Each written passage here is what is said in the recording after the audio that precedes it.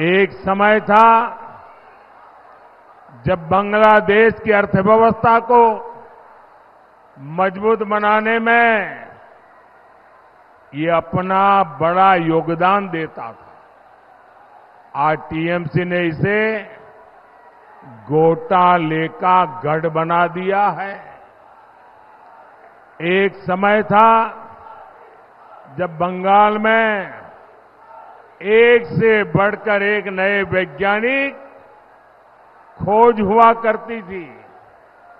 आज टीएमसी के राज में जगह जगह बम बनाने की होम इंडस्ट्री चल रही है। एक समय था जब बंगाल घुसपैठियों के खिलाफ क्रांति किया करता था, लेकिन आज टीएमसी के संरक्षण में यहां घुसपैठिए फल फूल रहे हैं। सीएए जैसे मानवता की रक्षा करने वाले कानून को विलेन बना दिया। रातों रात सीएए कानून तो पीड़ितों को नागरिकता देने का कानून है। इससे किसी की नागरिकता नहीं छीनती, लेकिन कांग्रेस, टीएमसी जैसे दलों ने इसे भी अपने झूठ के रंग से रंग दिया।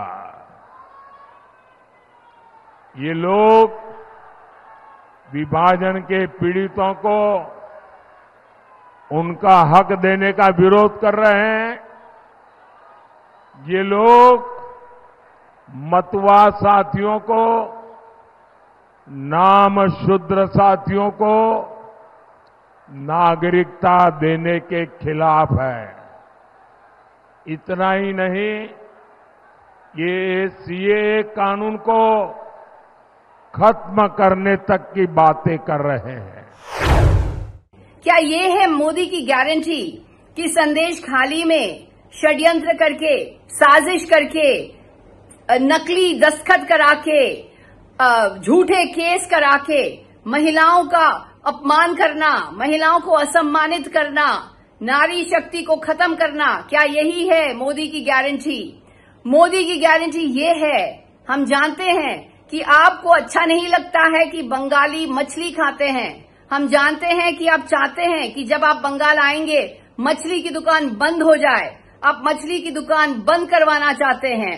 मोदी की गारंटी है बंगाल विरोधी गारंटी, मोदी की गारंटी है नारी विरोधी गारंटी। ये है आपकी झूठी गारंटी की असलियत। हमने देखा इस सिटीजनशिप अमेंडमेंट एक्ट में कैसे वो नागरिकता के भीतर मजहब का प्रश्न इंजेक्ट किया।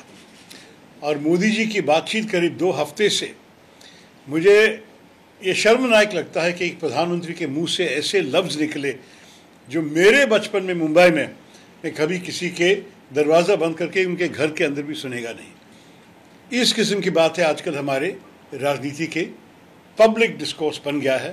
और मेरे ख्याल में हमारे राजनीति के लिए अच्छा नहीं है, हमारे देश के लिए भी अच्छा नहीं। रायबरेली में कमल खिला दो, 400 पार अपने आप हो जाए। 5 साल तक यहां से चुन कर जाने के बाद सोनिया जी और इनका परिवार रायबरेली कितनी बार आया है भैया बताओ तो जरा। सोनिया जी की तबीयत थोड़ी नादुरुस्त रहती है। राहुल बाबा या प्रियंका बहन आए हैं? इस चुनाव में लिख के रखिए, ये कांग्रेस के जो शहजादे हैं ना, ये कांग्रेस के शहजादे, उनकी जितनी उम्र है कांग्रेस को उससे भी कम सीटें मिलने वाली है। टीएमसी ने बंगाल के युवाओं का भविष्य बेच दिया है। टीएमसी ने बंगाल के माताओं के, बंगाल के बाप के, बंगाल के मां बाप के सपने बेच दिए हैं। 2024 में बीजेपी, आरएसएस, मोदी ये क्या चाहते हैं? इस देश में भारी बहुमत अगर आएगा तो संविधान को हम बदलेंगे।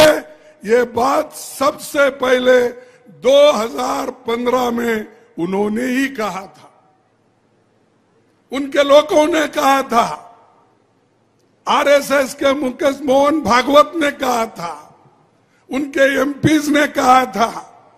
और इधर हमारे मोदी जी तो ये बोलते हैं मुझे 400 पार करना है।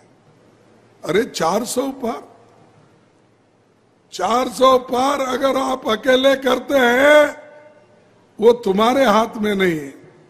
तुम्हारे और हमारे मालिक कौन है? जनता है। जनता तय करेगी, तुम नहीं।